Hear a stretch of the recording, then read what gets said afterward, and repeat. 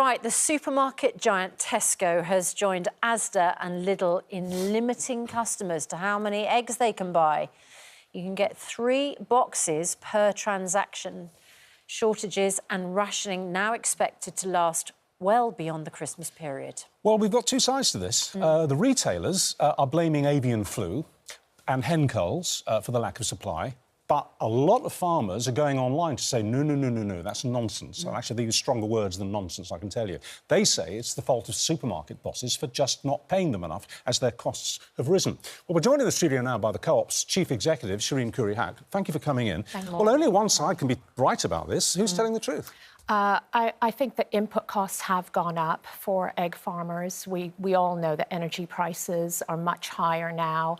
We know that feed prices have gone up, etc. Well, that's what they're saying, but they're saying you're not paying them enough. You haven't raised your payments to them in comparison. I think with the Co-op, we work with 3,800 farmers and suppliers, and we have long-term relationships with them, and we have a strong track record of helping farmers.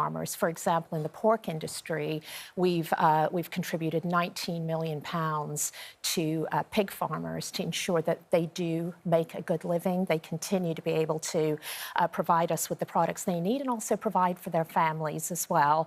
We're doing the same across all of our suppliers. So from our perspective, we have long-term relationships, many years of working with egg farmers and others to ensure that this happens. So we continue to have a good supply of eggs. We are not currently planning to ration. However, what we are seeing is that the demand's going up. Because people are panicking.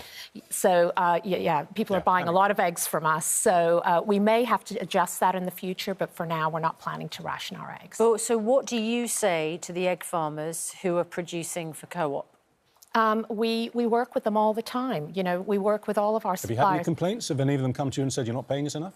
We have not, because we have long-term, committed relationships at the moment. And we are, in some areas, paying more to ensure that our farmers in lots of different areas do continue to thrive. You've made a decision, haven't you, this Christmas, not to put money into a Christmas advert. Yeah. We've reported on this programme, people will see in the ad breaks so many supermarkets trying to accommodate the cost of living into their advertising campaign. How much money does that release for you and can you therefore subsidise Christmas meals for people and ingredients?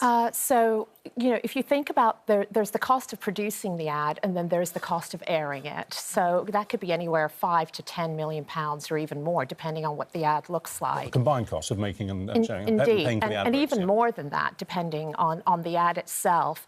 From our perspective, I mean, I think it's impossible to miss the impact of cost of living on families at the moment. Families are deciding whether to heat their homes or to buy food.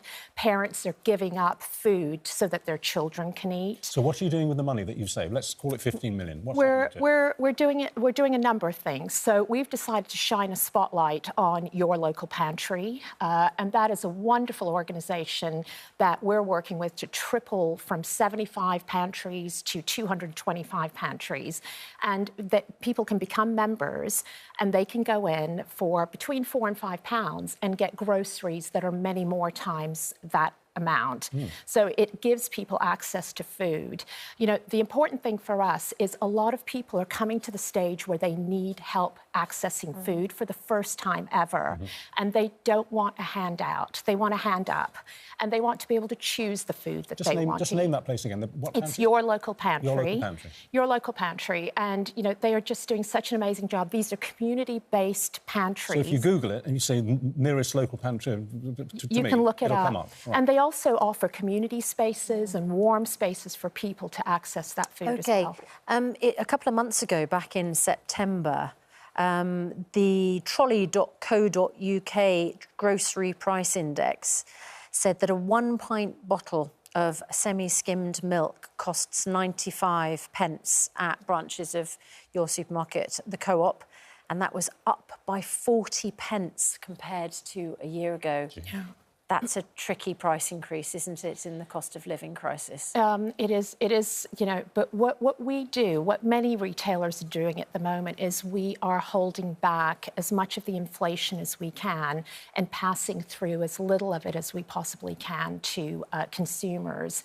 However, dairy farmers are also struggling. You know, the war in Ukraine, the wider geopolitical situation has meant that fertilizer costs are higher, feed costs are higher, energy costs are higher.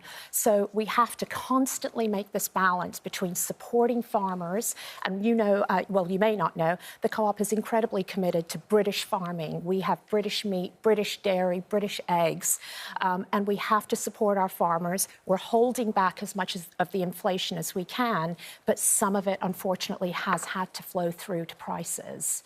Well, a litre of milk is now about the same cost as a litre of petrol, isn't it? It's about 1.05 Yeah. For a pint in my local co-op. But 167 per litre back in September at the same price as petrol was 166 for a litre. That's remarkable, isn't it? We're paying more for milk than for petrol. And you can understand why families are struggling at the moment, which is why we're trying to do so much.